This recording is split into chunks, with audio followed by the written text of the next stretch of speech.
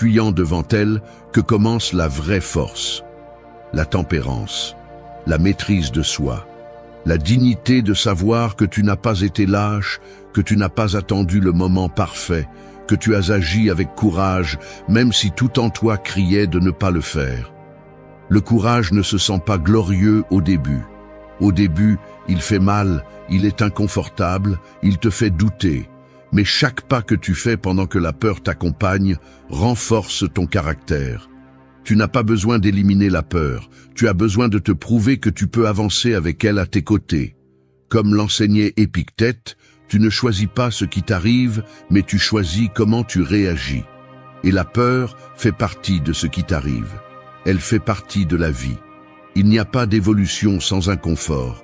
Il n'y a pas de transformation sans franchir cette ligne que la peur essaie de t'empêcher de franchir.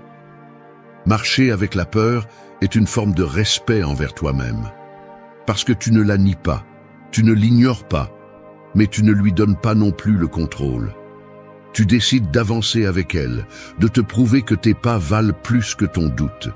Et c'est là que réside le pouvoir. Dans l'action, dans la décision que tu prends lorsque la peur est présente mais n'a pas le dernier mot.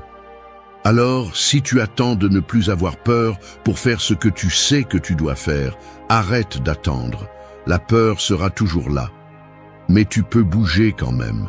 Tu peux parler, tu peux agir, tu peux te lever et faire le premier pas.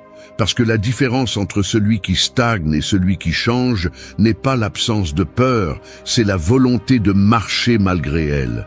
Et cela, même si ça fait mal, même si c'est difficile, c'est ce qui te libère vraiment.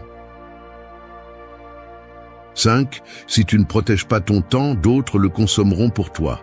Ton temps est comme une bougie allumée au milieu du vent.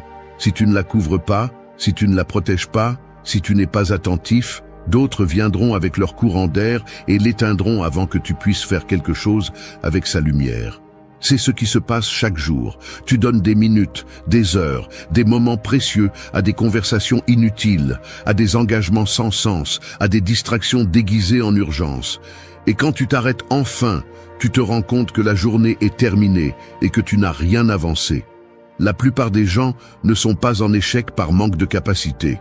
Ils échouent parce qu'ils laissent leur temps être dévoré par tout ce qui n'a pas d'importance. Ils sont occupés, oui, mais pas concentrés. Ils bougent beaucoup, mais ne construisent rien. Ils passent leur vie à éteindre des feux qu'ils n'ont même pas allumés, répondant à des messages, résolvant des problèmes étrangers, disant oui